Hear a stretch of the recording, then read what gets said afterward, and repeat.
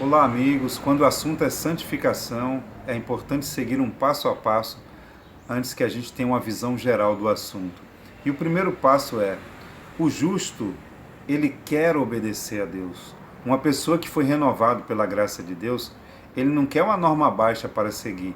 Ele, assim como o apóstolo Paulo, ele pergunta para Deus: Senhor, o que queres que eu faça?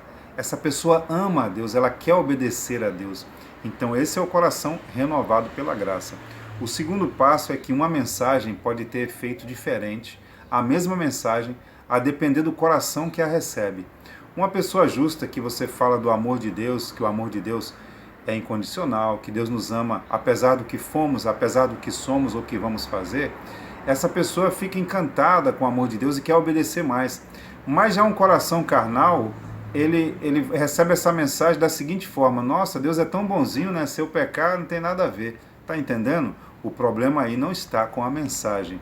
O terceiro passo: obediência voluntária. Deus, ele só aceita obediência voluntária. A pessoa vai obedecer por medo, vai obedecer pela igreja, vai obedecer por causa de outra pessoa ou por outros motivos. Isso Deus não vai aceitar. É preciso amar a Deus em primeiro lugar, receber a salvação e, em gratidão a Deus, obedecer a Ele de coração, voluntariamente. E o quarto passo: quando Deus disse sede santos, porque eu sou santo, é claro, Deus é santo na sua esfera e nós na nossa. Está aí um ponto importante para entendermos: esfera de santidade. No capítulo 3 de Filipenses, o apóstolo Paulo fala: deixando as coisas que atrás ficam e avançando para as que diante de mim estão, prossigo para o alvo. Então veja bem, ele sabia muito bem o que ele havia vencido e o que ele precisava vencer. E ele diz mais, que estando fazendo isso, vivendo o seu melhor para Deus, ele era perfeito. Ao mesmo tempo que ele fala que não era perfeito porque tinha que alcançar a perfeição, ele fala que era perfeito por fazer o melhor. Isso é a esfera de santidade. Cada um de nós devemos reconhecer aquilo que realmente nós já vencemos, naquilo que o nosso coração foi renovado. E Deus só vai aceitar esse tipo de obediência se você tentar obedecer ou fazer reformas além daquilo que já ocorreu aqui dentro. Isso é querer tirar uma coisa pura de outra imunda. É hipocrisia, é farisaísmo. Então, hipocrisia seria o quinto passo, então vamos para o sexto. Ser fiel a toda prova. Nos faz lembrar de Sadraque, Mesaque e Abidnego, que ou eles adoravam a estátua de Nabucodonosor, seriam lançados na fornalha ardente. Lembrando do segundo mandamento, que Deus ordena não adorar a imagem de escultura, eles foram fiéis, falaram: olha, nós não vamos adorar a sua imagem, ó rei, mesmo que sejamos lançados na fornalha de fogo. Eles foram fiéis até a morte.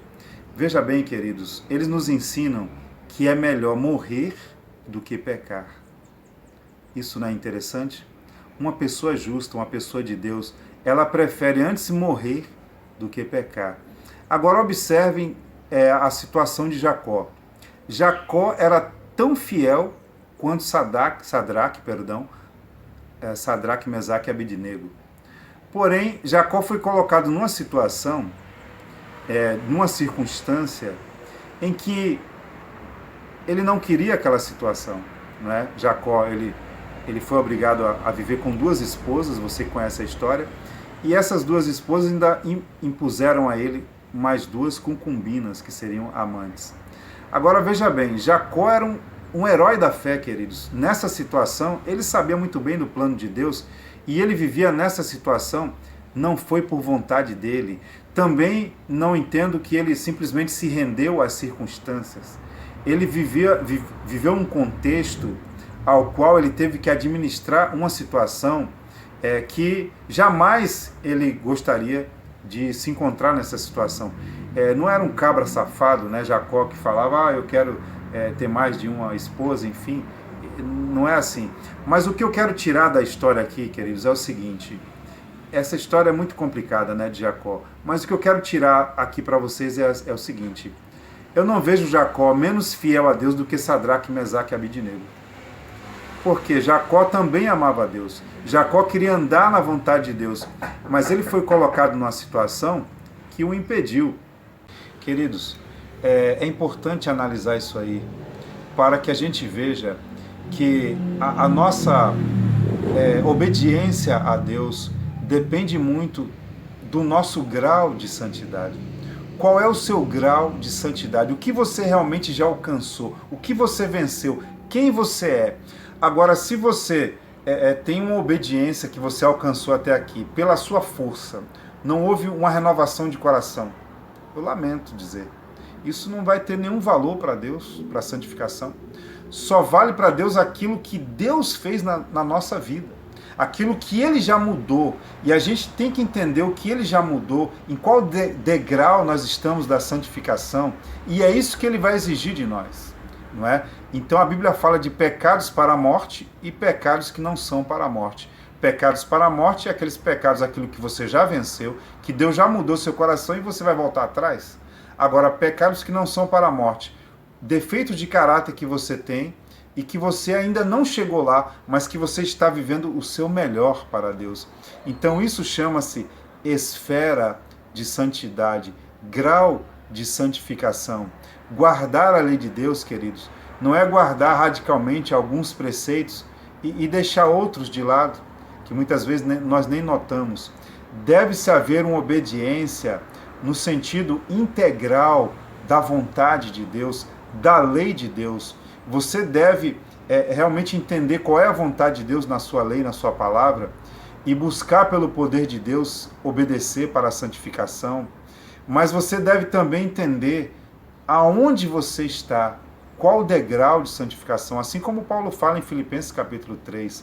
Então, esse foi o nosso assunto de hoje, obediência à lei, fiel a toda prova, entender o que Deus requer e entender o que realmente já alcançamos. Que Deus possa te abençoar e vamos pedir a Deus agora mesmo a sua força. Nosso Pai, nos ajuda, Senhor, a andar de acordo com a tua vontade e a cada dia vencer e crescer mais um degrau na escala da santificação em nome de Jesus. Amém.